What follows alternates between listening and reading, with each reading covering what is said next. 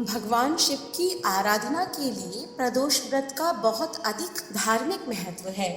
प्रदोष व्रत की तिथि प्रत्येक माह में 2 बार पड़ती है। मान्यता है कि महादेव को समर्पित इस शुभ तिथि में जो भी साधक विधि और विधान से महादेव की पूजा करते हैं, उनके जीवन में सुख समृद्धि आती है। जिस तरह एकादशी तिथि भगवान विष्णु को अति प्रिय है, उसी तरह प्रदोष तिथि का व्रत भगवान शिव को प्रिय है। यह व्रत हिंदू तिथि के अनुसार 13वें दिन यानी त्रयोदशी को होता है। त्रयोदशी अथवा प्रदोष व्रत हर महीने में 2 बार आता है, एक शुक्ल पक्ष का और दूसरा कृष्ण पक्ष में। अगर प्रदोष व्रत बुधवार को पड़े तो यह व्रत बुध प्रदोष व्रत कहलाता है।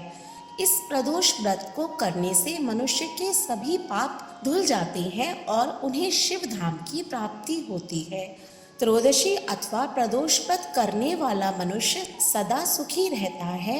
उसके संपूर्ण पापों का नाश इस व्रत से हो जाता है। इस व्रत के करने से सुहागिन नारियों का सुहाग सदा अटल रहता है, बंदी कारागार से छूट जाता है। जो स्त्री पुरुष जिस भी कामना से इस व्रत को करते हैं, उनकी सभी कामनाएं कैलाशपति शंकर जी की कृपा से पूर्ण हो जाती हैं। सूत जी कहते हैं कि त्रयोदशी व्रत करने वालों को 100 गौदान का फल प्राप्त होता है। इस व्रत को जो विधि विधान और तन मन धन से करता है, उसके सभी दुख दूर हो जाते हैं। प्रदोष काल में भगवान शिव की पूजा करके प्रदोष तिथि की कथा सुनने से धन समृद्धि और आरोग्य की प्राप्ति होती है।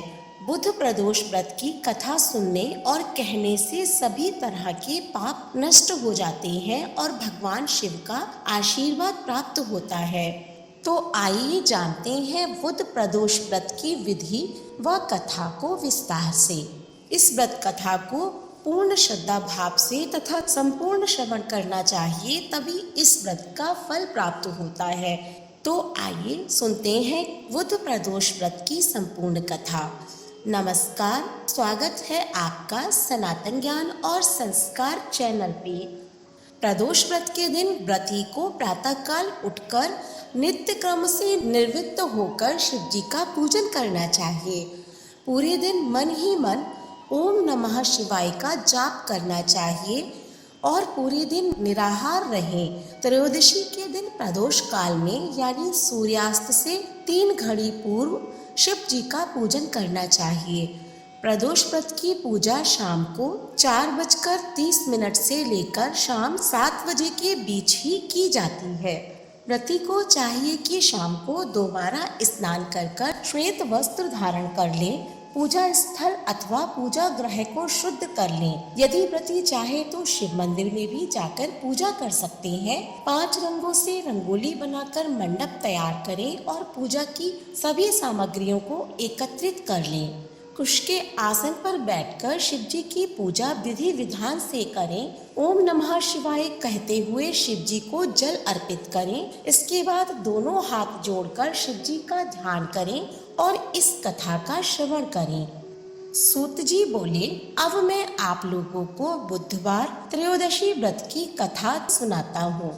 सूत जी कहने लगे, प्राचीन काल की कथा है। एक पुरुष का नया विवाह हुआ था। वह गौने के बाद दूसरी बार पत्नी को लिवाने के लिए अपने ससुराल पहुंचा और उसने सास से कहा कि बुधवार के दिन ही पत्नी को लेकर अपने नगर जाएगा।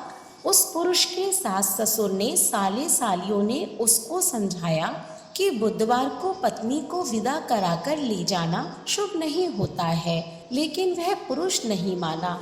विवश होकर सास ससुर को अपने जामाता और पुत्री को भारी मन से विदा करना पड़ा। पति पत्नी बैलगाड़ी में चले जा रहे थे। एक नगर से बाहर निकलते ही पत्नी को प्यास लगी। पति लोटा लेकर पत्नी के लिए पानी लेने गया, लेकिन जब वह पानी लेकर लौटा तो उसने देखा कि उसकी पत्नी किसी पराये पुरुष के लाए लोटे से पानी पीकर हंस हंस कर बात कर रही है। वह पराया पुरुष बिल्कुल इसी पुरुष के शक्ल सूरत जैसा ही था। यह देखकर वह पुरुष अन्य पुरुष से क्रोध में आग बबूला होकर लड़ाई करने लगा। धीरे धीरे वहाँ काफी भीड़ इकट्ठा हो गई। इतने में एक सिपाही भी आ गया। सिपाही ने स्त्री से पूछा कि सच सच बता, तेरा पति इन दोनों में से कौन सा है? लेकिन वह स्त्री चुप रही, क्योंकि दोनों पुरुष हम शक्ल थे। बीच राह में पत्नी को इस तरह लुटा देखकर वह पुरुष मन ही मन शंकर भगवान की प्रार्थना करने लगा कि हे भगवान, मुझे और मेरी पत्नी को इस मुसीबत से बचा लो। मैंने बुधवार के दिन अपनी पत्नी को विदा कराकर जो अपराध किया है उसके लिए मुझे क्षमा करो। भविष्य में मुझसे ऐसी गलती नहीं होगी। श्री शंकर भगवान उस पुरुष की प्रार्थना से द्रवित हो गए और उसी क्षण वह अन्य पुरुष कहीं अंतर्ध्यान हो गया। वह पुरुष अपनी पत्नी के साथ सकुशल अपने नगर को पहुंच गया। इसके बाद से दोनों पति पत्नी नियम पूर्वक बुधवार प्रदोष व्रत करने लगे। बोलिए उमापति शंकर भगवान की जय। उसी दिन से बुध प्रदोष व्रत की प्रतिष्ठा व महत्व बढ़ गया तथा मान्यतानुसार लोग इस व्रत को करने लगे।